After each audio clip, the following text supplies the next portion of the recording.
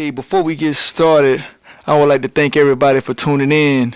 It's your boy K.A. every day. K.A. And I got my co-host with me, P Fever, a.k.a. Mr. Nobody. And this is the Shut Up Already podcast. You know it. Shut Up Already podcast, episode 1. But before we go any further, I would like to thank King Neppy for the fresh gear. Shout out to King Neppy, the whole King Neppy team over there.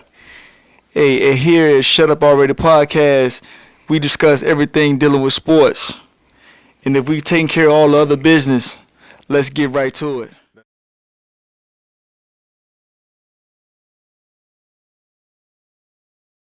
Let's go. All right. So, we seen what happened with Alex Smith the other day. So, do you feel that the Redskins will win the division even though they don't have their starting quarterback no more? From the looks of it, I don't think they're gonna have a chance. No disrespect to all the hell to the Redskin Nation out there, but for me, I actually thought that Kirk Cousins was a better fit for him, but to each his own. Management makes its own choices to go in a different direction. So who am I to make have a voice in that space? But I definitely don't think they're gonna. Matter of fact, I think, if I'm not mistaken, I think they just got put out. They still have a slight chance, man. Slight chance? They probably had to win all the rest of their games to get in, but they still have a slight chance. So here's my take on it. So I know this is gonna sound crazy. So first of all, I didn't want to brag too much, but I was actually at that game. I was had the opportunity to be a media photographer at that game. All right. So I was actually in the house when he got his leg broke. Wow. But let me start off by saying I don't ever like to see players get hurt, and I wish him a speedy recovery. Absolutely. Get well, Alex Smith. But with that being said, I think it was almost a blessing in disguise because Colt McCoy and Alex Smith were basically the same quarterback. They pretty much had the same stats. Right. They're both around a 61% completion rate. Okay. And they both pass for about 6 yards per passing attempt. So you basically got the same guy for a lot less money. Well, but is that really, yeah, you got the same guy for less money, but, are you going to get any further in the division? Number 2, are you going to get any further in the playoffs? So the trade-off to get rid of the extra weight of a contract didn't get you no closer to where you was headed as far as you winning a championship or even getting to winning the division.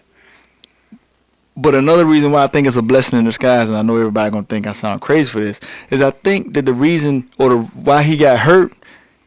Let me back up. I'm all messed up. I think that him getting hurt would give the team something to rally around. So they're gonna want to go out and win because they're gonna want to win for Alex Smith. It gives them something to play for. This ain't Philly. Yeah, so I'm just saying, it's not Philadelphia from last year. When you get your backup quarterback that takes you all the way to to the promised land. I think we're in a totally different scenario. I think we're in a totally different theater here. So I got you. So the Eagles was able to go all the way and win the Super Bowl, and I can pretty much assure you that won't happen. But you really saying that you don't even think they'll be able to win their division? No, no, I don't see it. I think there's some rebuilding that needs to happen at the Redskins organization, and it may be just adding a few more pieces. It just seems for so many years that they just haven't been able to get the right pieces to the puzzle in order to get even to a point where it can even start to feel like they're on the right path. You had your RG3, and it's crazy because now my team, the Baltimore Ravens, we now have RG3. Sorry to hear that. Yeah, but we were the reason he got hurt. So, hey, it's one of those things where you just got to really dig down deep in your recruiting, understand what your cap space is, and try to put a championship team together. Focus on that. Sometimes it may cost you a little, it may not. But just being frugal in efforts to try to win championships and don't have the right pieces. If you don't have the talent, you're not going to win. Shut up.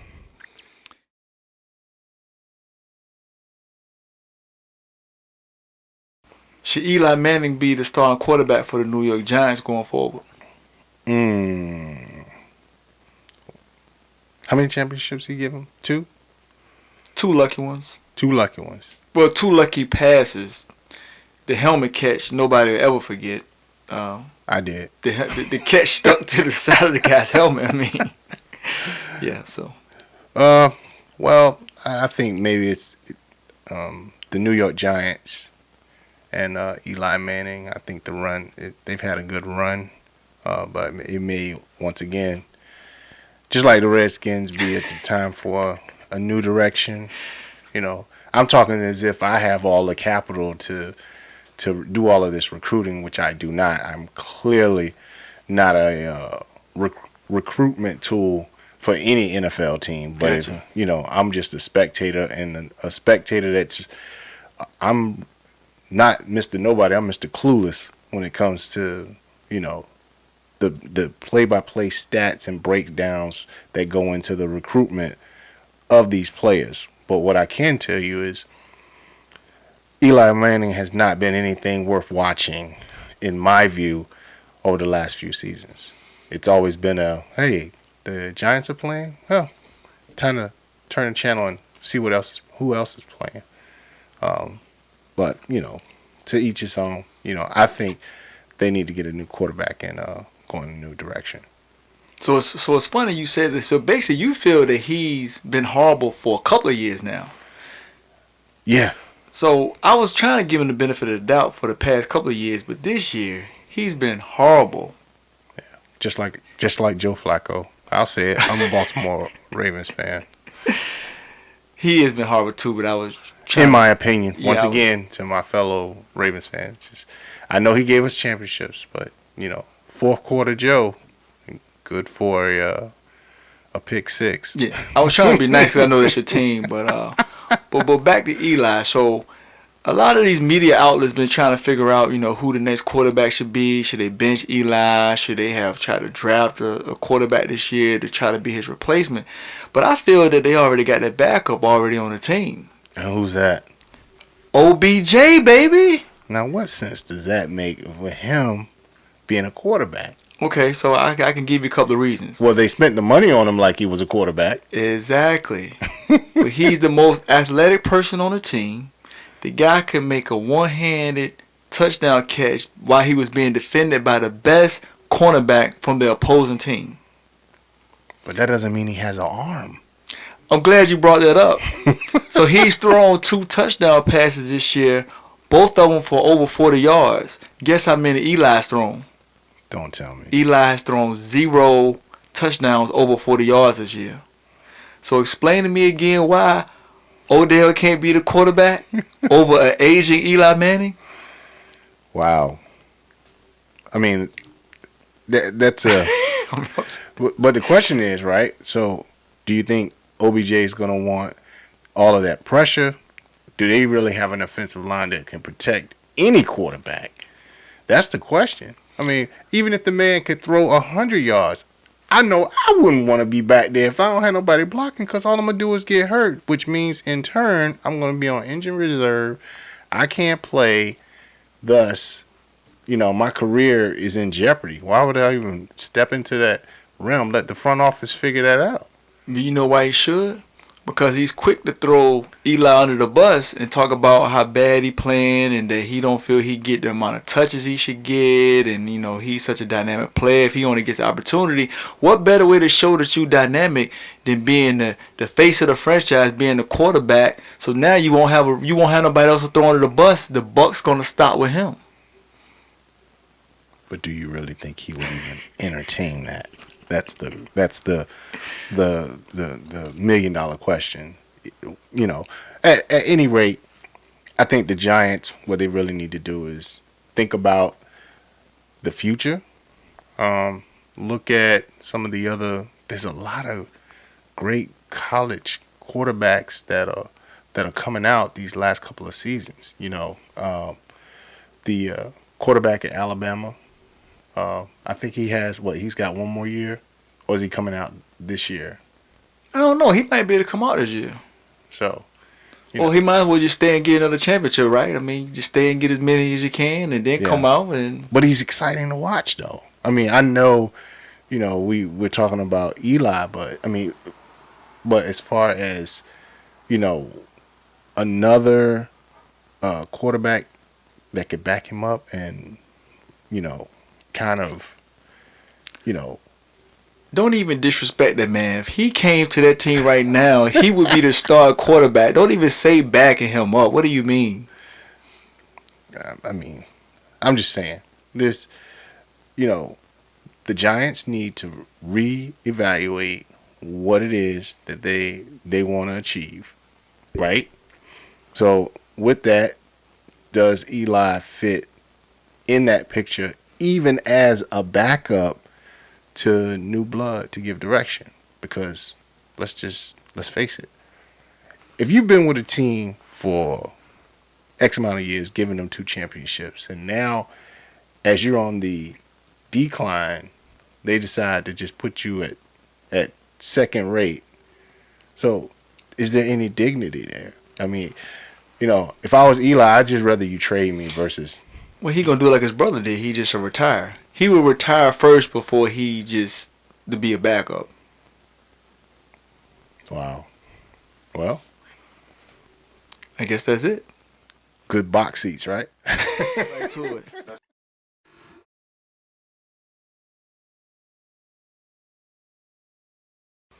Do you think the Golden State Warriors are gonna win the championship again this year? I know that sounds like a crazy question, right? This would be an obvious answer. I think there's a little trouble in paradise. I think that right after that altercation between Durant and Draymond, I think KD kind of took a back seat for a couple of games and kind of allowed them to see his real value. Life without him? Yes, life without him. Well, and then Curry's injury prone, and then the threat of, is Clay gonna stick around another year? So, with that being said, KD come home to DC. I know that's a far-fetched request. I'm just, if you have any heart, please come home. Just come home. Come home to DC. I'm coming home. I'm coming home. But I like the points you just made, but you basically about to make my point for me. So, this man attacked his manhood. He called the man a B. Yeah. Anytime you call a man out of his name, you could try to act like y'all cool, y'all made up, shook hands. But it's deep down, it's still there. Things are never going to be the same after you disrespect another man and call him out of his name. So I think that was the first thing. And then the team suspended Draymond for it. So now it's almost like the team picking sides. So now they're choosing KD over Draymond. Because they didn't have to suspend him. They chose to suspend him. So now Draymond feeling some kind of way. So here's a part that I understand the dynamic that Draymond is. He is the heart of the team. Not necessarily the talent, just the heart. Now, so we can rewind this back to like Pop Warner, right? So you're playing on the field. You may not be necessarily the best player on the field, but you might have the heart to get everybody else amped up. You might be able to motivate the better players, right? But that doesn't necessarily mean that you are the true talent. You're not what the franchise portrays as what we build the team around. Like, you don't build a team around Draymond Green. Yeah. He just doesn't. It's more like a role player. Right. So know your role. Right? Oh. Know your role. Yeah. That's and because Draymond, the attitude and the energy that he gave off was as if he was the one that won those championships by himself. He didn't win. That was Splash Brothers event that he participated in. Absolutely. He just happened to be on the team. Yeah. No. I mean, he played a part, but He played a part as a motivational factor. You know, he cheered them on as they shot 3-pointer after 3-pointer after 3-pointer on the line. He contributed his points. No disrespect to Draymond Green. All I'm just saying is just know your role. Stay in your lane. You the motivator. But you didn't put rings on people's fingers. It's a team sport, and you're a great contributor. But keyword contributor. You're not what teams build championships around. You're just he's the 2018 Dennis Rodman of the world, the Bill Lambiers of the world. So I won't put him quite in the class with Dennis Rodman. I get where you're going, but Dennis Rodman, no. Well, no, I mean, Dennis Rodman was an awesome defender and a great rebounder. But that's what Draymond does. He's still aspiring to get to that Dennis Rodman level. Okay. You know, I get it. I see it. But I mean, Dennis Rodman wasn't really a shooter either. No, he wasn't. He really wasn't. But he was a great sense of motivation. Now this is going, man. I'm starting to tell my age now. You know, I won't gonna say nothing. The Detroit Pistons and the Bad Boys. Yeah, the boys are back in town. I remember that. So the Bill Lambier, the Joe Dumars, the Isaiah Thomas, and Dennis Rodman. It was crazy. But all I'm saying is teams don't build teams around those kind of players. Those are key contributors to the overall morale and function of the team. But, I don't see the Dennis Rodman walk around saying that he won those championships by himself. So, as with anything, Draymond would really need to check himself and, stay in his lane. So this is my take on it. I don't think they're gonna win a championship this year, and I'm gonna tell you why. You just kind of told me why, but I'm just gonna reiterate what you've already said. Steph Curry got weak ankles. He's probably gonna get hurt again. Draymond has been hurt several times. They both missed several games. Right. Again, your man called out your boy out his name, so that relationship is never gonna be the same. Right. And the Lakers are starting to kind of come on. I mean, they don't call the man the king for nothing. So I got a feeling with all of these distractions and all this dysfunction that the Warriors are going through, I think it's making a clear path for the Lakers to take it, man. I don't think the Lakers are gonna get past Houston. I really don't. Wow. Yeah. I think it's too soon. I think it's a lot of hype. I don't think that LeBron has shown us that he is one of the greats. And right now, the greatest on the planet. I give him that.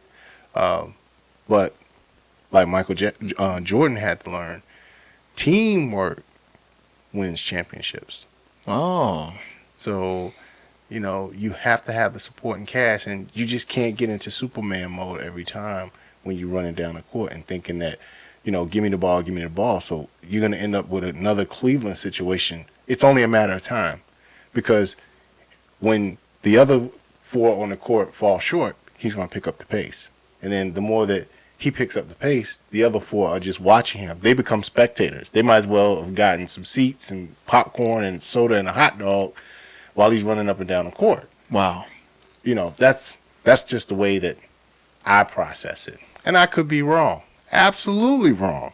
But how long has LeBron James been in the league? At least 15 years. Okay. Somewhere around there. How many rings does he have? 3?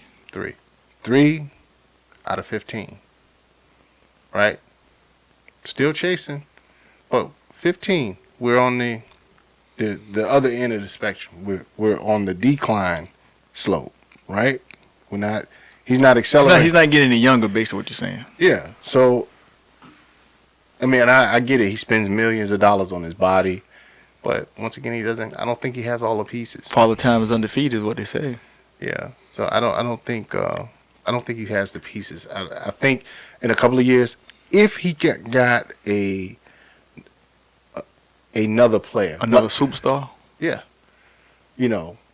Because I think he might have one or two pieces that could be a great supporting cast, but I don't think that he's going to.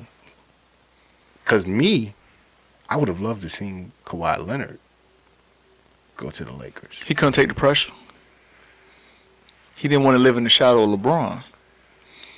Well, I get that part, but it would have been the piece that LeBron Could have pushed him over the top. Exactly. Versus, you putting some piece together. No disrespect to Lonzo Ball, but he ain't Kawhi Leonard. Right. Exactly. So even still with that, a Paul George would have been a nice compliment to LeBron James. And they homeboys. They're like best friends. Yeah. I mean, I don't know what happened between him and Chris Paul, but, things went a little haywire after that Rondo incident. But, I'd say those are the kind of pieces that LeBron would need in order for us to sit here and say, watch out.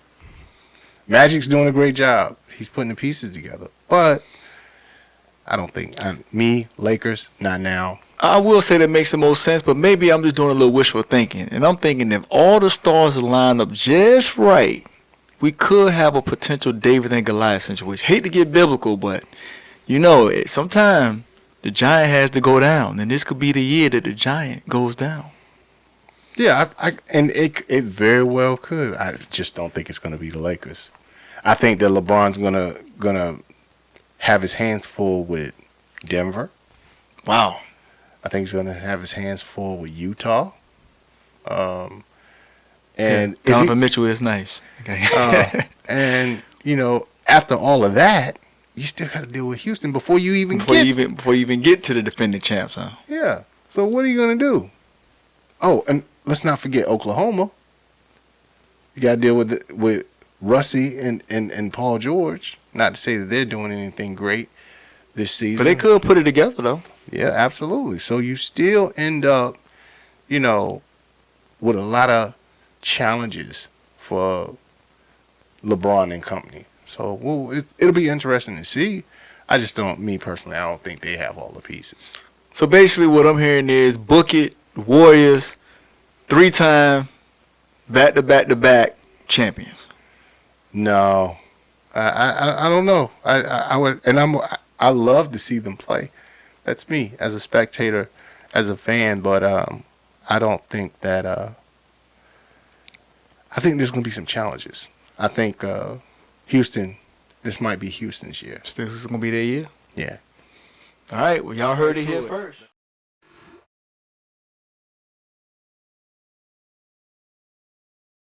So who you got for MVP this year? Breeze or Mahomes? Let me go with Drew Brees. I love the underdog. He's never won it. I think he could definitely be one of the greatest quarterbacks to play the game. I put him in that space. I'd love to see him get it, to be honest with you. I mean, he's had a very fruitful career. How many Super Bowls did they win? He's only won one. He's only won one. Okay. Versus Tom Brady's how many? Tom Brady won 5, but who's counting? Yeah. How many times has Tom Brady been MVP? I know he's won at least a couple of times. Yeah, so Drew Brees. He deserved it, right? Yeah. We'll give him that one. Yeah, so I see where you're going with this, and I feel that a lot of the voters are going to feel the same way. They're going to give him the Lifetime Achievement Award because they're going to say, he's still playing at a high level at 39 years old. He's never won it. He's been an outstanding quarterback pretty much for his entire career. So it's almost like they feel that he deserves to get it because he's never gotten it. But I feel that Mahomes, this is really his first year starting because last year he wasn't a starter. He was behind Alex Smith. So this is his first year starting. And he's already doubled the amount of touchdown passes that Drew Brees had when he came in the league. Drew Brees only had like 17 touchdowns his first year. This guy's already doubled that number. So I feel that if Mahomes don't get MVP, it's going to be age discrimination. Because what else could it be? They looking at it as he a young guy, so he's going to have plenty of opportunities to win it Drew Brees 39. He's at the end of his career, so why not give it to him now? So is that like a grandfather clause with the MVP now? Yeah, I mean that's what it seems like. Like, I mean, you basically, looking at the guy like he's young. He just came in the league. This is his first year starting, so he's gonna have, if he stay healthy and keep playing at the level that he's playing at, he's gonna win it or should win it at some point going forward. So why not give it to Drew Brees, because he's probably not gonna play for too much longer and then he's gonna retire. Right. I mean, I'm not taking nothing away from Drew Brees. I mean, he's playing at a really high level this year, so I'm not knocking what he's doing. When you look at the numbers, Mahomes putting up more numbers. But it's Drew Brees, though. It's breezy, baby. I still think I would love to see him get it. But if the numbers aren't there, the numbers aren't there. So he can continue to have a great season, and put it, do the best that he can or do what he always does. I didn't mean to say it like that, but just continue to do what he always does. But if this new quarterback, just by sheer numbers, outpaces him, I still, even though I would love to see Drew Brees get it, you got to honor that work, because at the end of the day, if he putting in that work, he putting in that work. Bottom line. So, I love to see Drew Brees get it, but we'll see.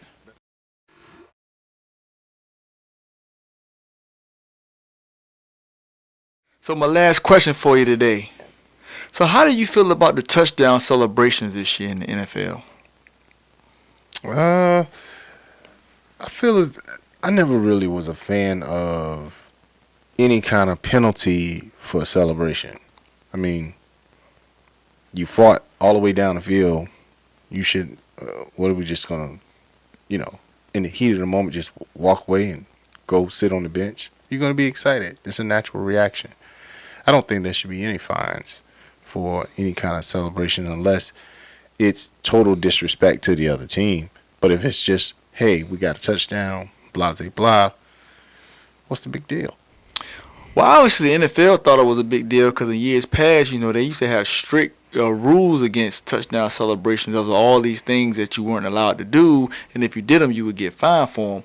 Well, this year they decided to try to relax the rules, and they said the teams could have even choreographed celebrations with the team or by themselves, and they could use the football as a prop. But anything else that you use as a prop, you would still get fined and penalized for it. So that's the rule for this year. Yeah. So it made me think about Tyreek Hill. I thought this was kind of crazy. So this guy scores a touchdown, jumps into the crowd, gets behind one of those big cameras. The cameraman has to move out the way, and he's moving the thing around and acting like he's actually filming the game, but the NFL doesn't fine him for it. Not $1. Not even $1. Wow.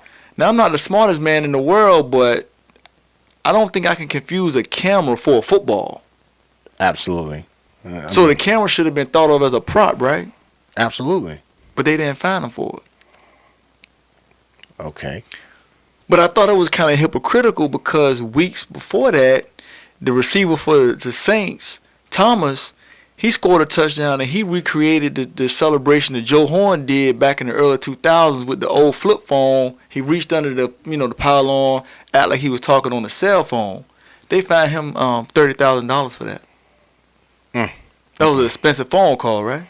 You ain't lying. I don't know who he was calling. Was he calling his mama? He was reaching out to touch somebody.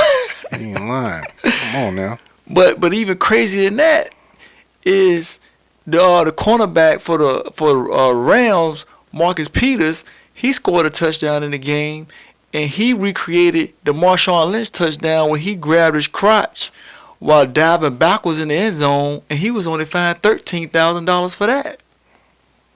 Wow. So I don't understand. So talking on a cell phone or acting like you're talking on a cell phone is worse than grabbing your crotch. Which one is more offensive? Maybe he was trying to get a hot date. I mean, maybe somebody took that into consideration. Like, hey, look, the guy's he's trying to woo somebody in the stands, so it's understandable. Or maybe he just had an itch and he just had to, hey, it's a part of life. Hey, that jock strap could have been uncomfortable coming down the field. So that gets less than talking on a cell phone. Wow. I guess that's the world we live in.